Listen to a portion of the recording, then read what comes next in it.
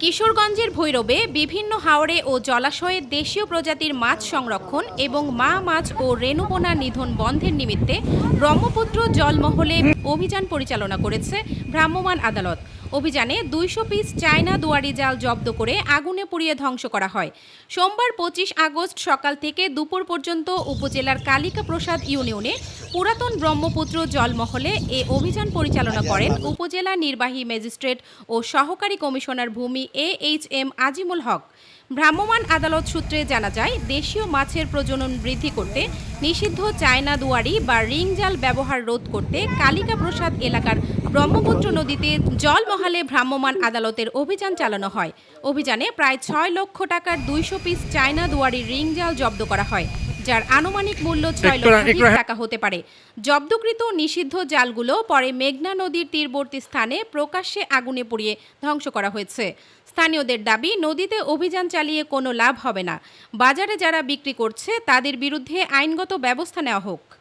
আপনারা জানেন যে মৎস্য প্রজনন এবং মৎস্য সুরক্ষা নিশ্চিতের উদ্দেশ্যে উপজেলা প্রশাসন ভৈরব এবং উপজেলা মৎস্য অফিস একই সাথে কাজ করে যাচ্ছে।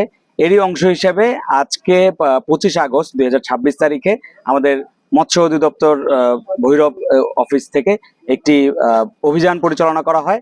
আপনারা জানেন যে এই অভিযানটি আমাদের যে পুরাতন ব্রহ্মপুত্র নদ আছে অর্থাৎ কালিকা প্রসাদ এলাকায়, সেখানে অভিযান চালিয়ে একদম যেখানে ব্যবহার করে, এর আগে আপনারা যে অভিযানগুলো দেখেছেন সেগুলো হচ্ছে মজুত করতে দেখেছেন, এর আগে এগুলো বিপণন ব্যবসা বা দোকান থেকে আমাদেরকে উদ্ধার করতে দেখেছেন।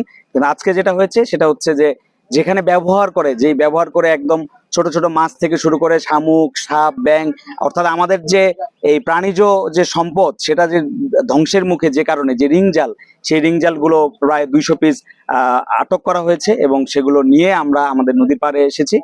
যেহেতু ওইখানে উপস্থিত কোনো ব্যক্তি পাওয়া যায় নাই, শুধুমাত্র যে জিনিসগুলো পতিত পড়েছিল, তাই আমরা কোনো মোবাইল কোড পরিচালনা করতে পারিনি। কিন্তু আপনারা পিছনে দেখতে পাচ্ছেন যে প্রায় 6 লক্ষ টাকার ঊর্ধ্বে আমরা এগুলো উদ্ধার করেছি। বিশেষ করে মৎস্য অফিস এই অভিযানে মূল নেতৃত্ব দিয়েছে।